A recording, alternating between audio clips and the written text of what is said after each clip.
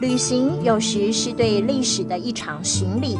来到了新竹湖口，沿着老街走，走到最后的一间天主堂，走上一段废弃的轨道，错落的光影闪烁，明灭之间，仿佛听到了刘铭传时期火车道、货物通的那一片人声鼎沸。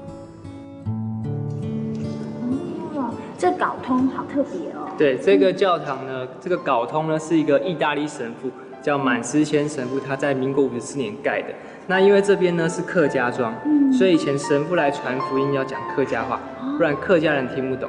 那客家人呢，又为了说以后外国，应该说，满斯谦神父为了以后外国人要跟客家人沟通，他不会讲，所以他跟这边学者一起编英客字典，英文跟客家的字典。英客字典，对，我从来没有看过。对，他先带我去看看。可以，没有问题。他现在就在我们上面的一个文化馆这样子。好啊，带我去看看。好的，没有问题。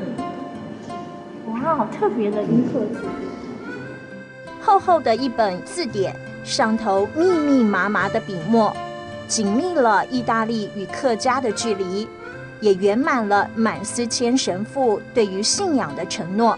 而异客的结合，还激发出了搞通孙改哈嘎梅。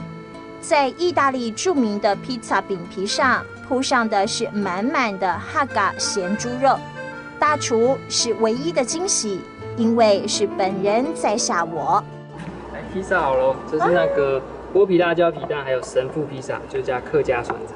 哇，这就是传说中的搞通孙改哈嘎姆耶。对，好香的脸。对，趁热吃。谢谢。不会。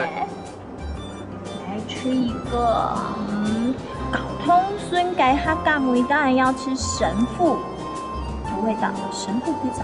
客家咸猪肉取代意大利腊肠，剥皮辣椒取代了欧式干辣椒，搞通边的披萨出乎意料的对味。